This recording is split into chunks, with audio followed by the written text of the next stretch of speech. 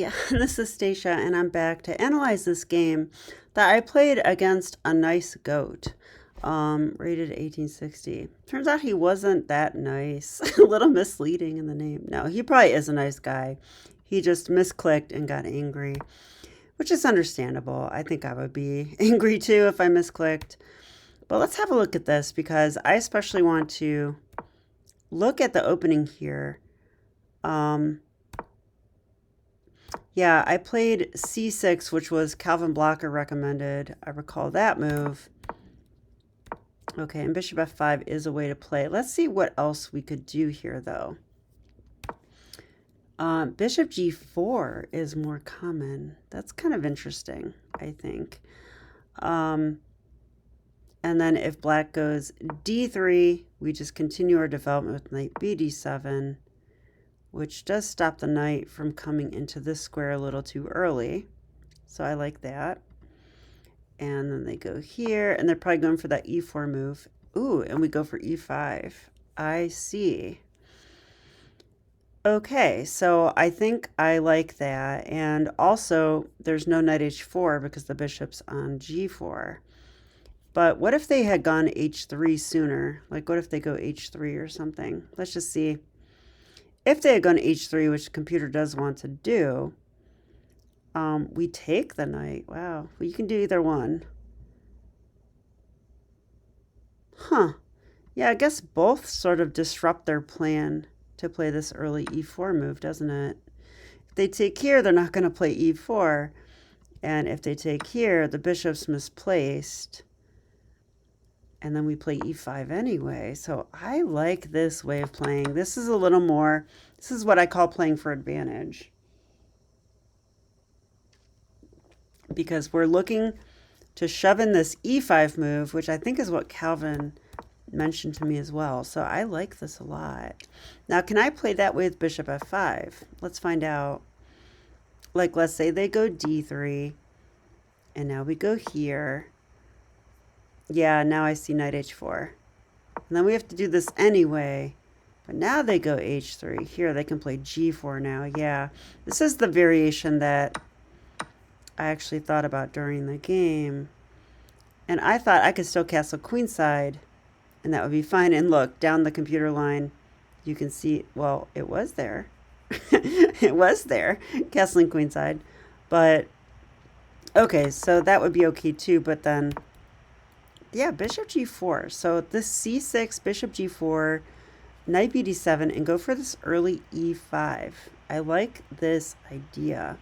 I think I may try it in the future. It fights for more advantage. The way I play is I just stay solid.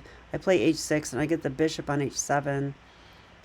And if they let me, like if they play like d4, I actually stick my knight on e4, which is pretty annoying. So I do like to find ways to challenge this setup. I don't want to just be solid and let white do what they want. So, okay, but in the game, after bishop f5, d3, yeah, I just went e6. Of course, this is a move too, right? Let's see. That's the main move. Knight bd2, h6 was the main move. Okay, so I found the right moment to play h6. I'm not a big fan of rook pawn moves up one square. But sometimes if they make sense, then yes, because knight h4 is a little bit of a threat. Specifically, knight h4 followed by e4. Notice the bishop's helping us protect. So that's why I played h6. I was ready to meet knight h4 with this move. And now if they go e4, I'm still guarding it with the bishop, the knight, the pawn. Okay, so I thought this would be fine. That's why they didn't do it. But they did go rook e1. Now computer gives that a dubious. Looks like it's been played by plenty of masters, but ooh, it is dubious because look at white's percentage went way up. So, okay. Now I should go bishop e7, which I found. And then e4. Okay. Yeah, and I felt like my opponent was playing really mechanically in this part of the game. I mean, he's not spending any time. He's just playing like the most normal move. He's not thinking about the position. I encourage my students not to play that way, honestly. Like, I think you should think about the positions and try to find the best move. I'm a bit of a chess purist that way, but then again, players that can find these moves quickly do win a lot of games on time and the ratings go up. Now, I saw that on e5, I could play this knight fd7 move. Yeah, so I like this. And now I'm going to go for c5 and knight c6. So let's see if the computer approves of that or not. d4, I was hoping for d4 because now the bishop is open, and that does become useful later. Castles, knight f1, c5. Look, I'm finding all the best moves. So maybe I do know something about chess. It's always nice when maybe I do know something about chess. Knight c6, top engine move. a6. Okay, so now I don't play the top engine move. I played c takes d4, which looks so normal to me. It's fine. But the computer likes a5. Why? Why am I playing a5? I think we're going to go a4 and fix the pawn structure. We're also just gaining space in general. Okay, c takes d4 actually moved up. It's tied with that move now, but these are the type of moves that I don't see very often. These like rook pawn moves. So I think here, like let's say they do nothing. Okay, they just do nothing. Yeah, it wants a4. That's the point of this. Okay, and then if they just keep playing chess, like they just go here or something, or in the game he did this, then it says we go queen b6. So I think what we're doing is we're fixing the pawn structure, right? Like they can't easily go b3 anymore. And then we attack this pawn, and now white is going to be stuck defending that. Pretty cool. So I'll remember that idea as well. But I took, which is fine. And then I went rook c8. Does computer like that? Yeah, top move. Wow, I found a lot of good moves. I'm kind of excited.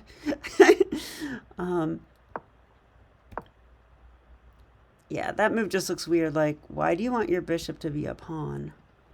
I don't know.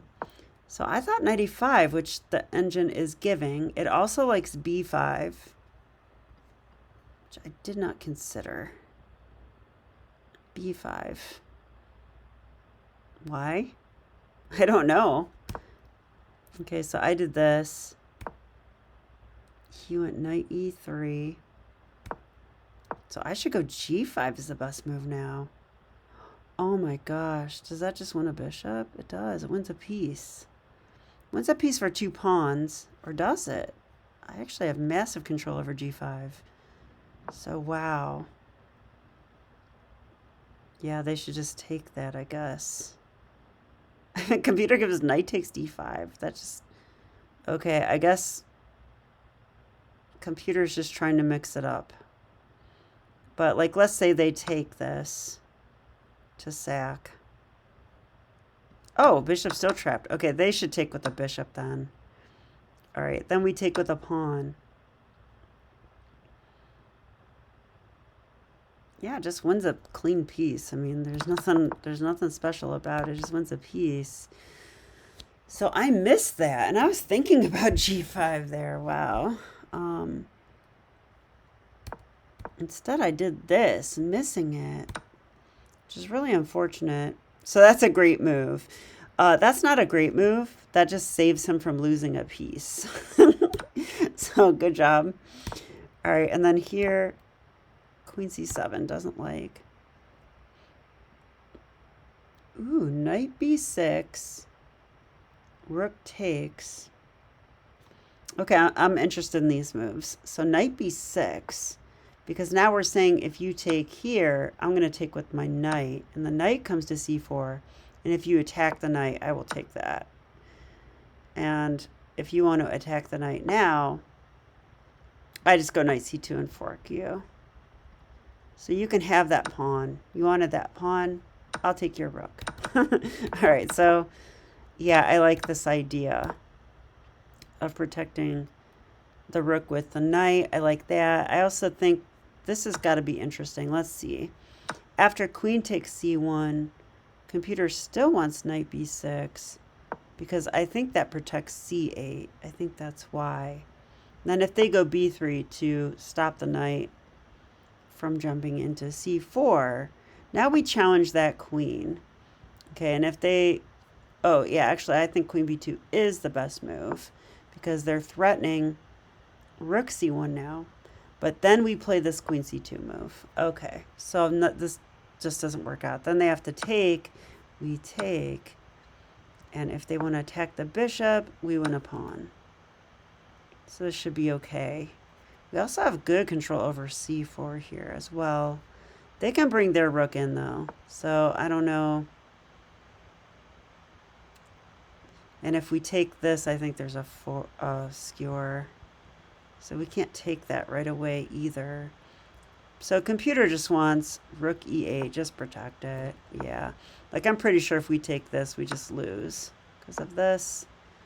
We don't want that to happen. It says knight c4, really. Knight c4 and white's slightly better. Our position's so good, white's only slightly better after winning that. Okay, anyway, queen c7 made sense to me though, and it's certainly okay for black. He did this, which was a mistake. I take, and then I go rook c8. Yeah, so he wasn't playing good chess, but he was playing fast chess. And this is a common strategy I see from players at this level. And these players get to this level doing this because they beat players like me by winning on time, which makes a lot of sense. But I'm the type of player that can outplay a 1900 or a 2000 player, but I don't do it as quickly. So, but that gives me hope because I think it would be harder to gain the skills to play better moves than it would be to just play the same moves faster, right? So I'm working on the faster part. So I think in terms of chess improvement, it makes me feel like I'm on the right track. But this is a rapid game. This player could be excellent in slow time control. I have no clue. That's a miss. It says queen d8. Oh, queen d8. I guess. I don't see what's so great about this, though. Yeah, we're attacking the queen, but she just moves. She just moves, right? Like, you know what it is we're going to invade on c2. That's what it is. And that makes it hard for the queen to go anywhere. If she goes like here, we play bishop c2 and win with a fork. If she goes here, rook c2 probably. And we're on that pawn. Ooh, yeah. So this is a much stronger move than I thought. So this follows my rule, always retreat. But really it's a discovery on the queen, and we've got massive control of c2. We're going to invade on c2 with a bishop or a rook. So I should have taken more advantage. Instead I did this. And they played here. Knight a1 is excellent. Yeah. At first I scoffed at it, but I think knight a1 is good because I didn't have any promising responses here. So I just simply took. And I felt, okay, we're going to endgame where his pieces are on the back row, and I'm not sure why. But then when I thought about it, my knight is really awkward too. Like, it's hard to get my knight active. The most promising square is b6. He could just play b3. And then my knight's blocked out. So it seemed sort of equalish, and indeed the engine agrees. I want f6. Is that the right move? It is. Okay. And then I thought I should take. Engine likes knight to b8 better. Yeah. I find this move later, I think. Yeah, like next move. Because I want to attack the weakness on d4. That's all that was. And I'd like to get this bishop to do that too. So actually my opponent's next move was good because he played knight b3, forcing me to do this. And this stopped my plan of bishop d8, bishop b6, because now there's a pawn there. So I wanted to target it like this. But now there's a pawn there. Because I really shouldn't let the knight in. I don't think so. So yeah, this is just an equal endgame. Now he said I messed up at the end, which is probably true. So I'm actually going to go forward from here. He thought h5 was a mistake. I guess it's not, but I kind of wondered if it was during the game too.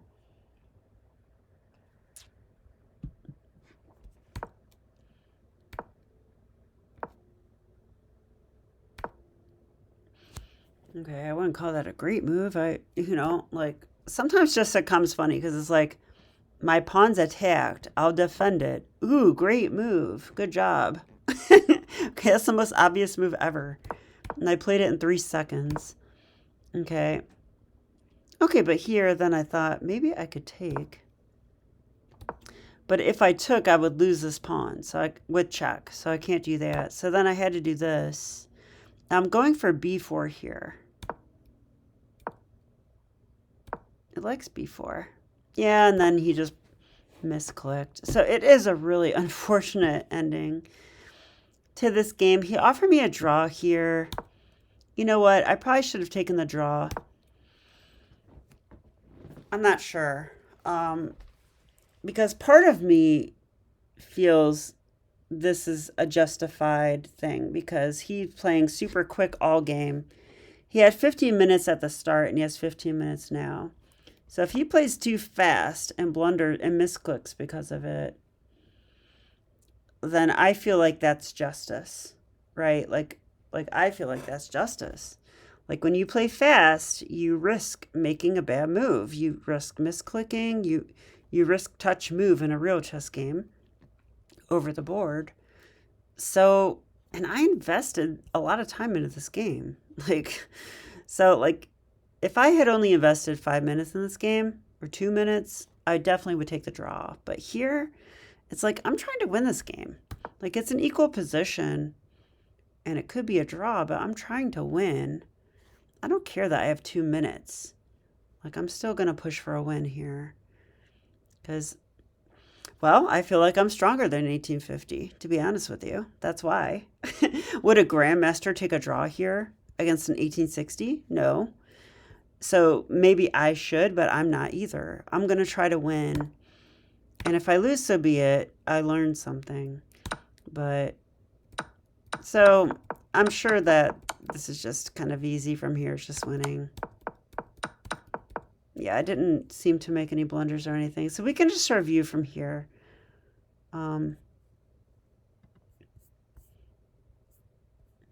So it turned out that I had 2 big misses in the game and 2 inaccuracies. I'm really concerned about the misses, so let's look at those. Yeah, here I had the chance to trap the bishop, and I have to admit that in a real game, even when I see these types of moves, I'm very hesitant to play them because it does weaken the king side a bit. But here it's absolutely correct. Of course, we should do this. If they sack, they don't even win the pawn. We've got it protected. So I think here I would do it. But when they win 2 pawns and the king's weak, I'm way more skeptical. So had I seen this traps the bishop, I would have played it here. I'd still be a little scared, but not completely scared. I would still play it. And then what's the other miss? Let's look at that as well. Because we want to learn from our games. That's how we get better chess. It was here apparently. No. It's later. Where is it? It says I played like a 2250. That is an appealing thought that I played like a master. But I kind of doubt it. I don't see the other miss. Where is it?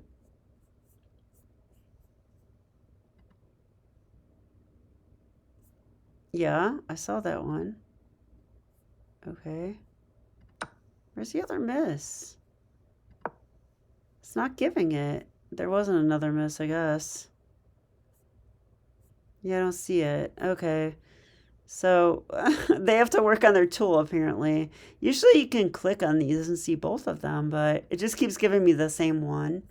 And I don't see another X in there. So I don't think we missed another one. So or maybe I should increase the engine. Like I'm just very impatient, of course, after a game. I don't want to wait a long time for analysis, but I probably do need to increase the stockfish level on here. Inaccuracies are not as important. I'm more concerned about mistakes and blunders and that sort of thing.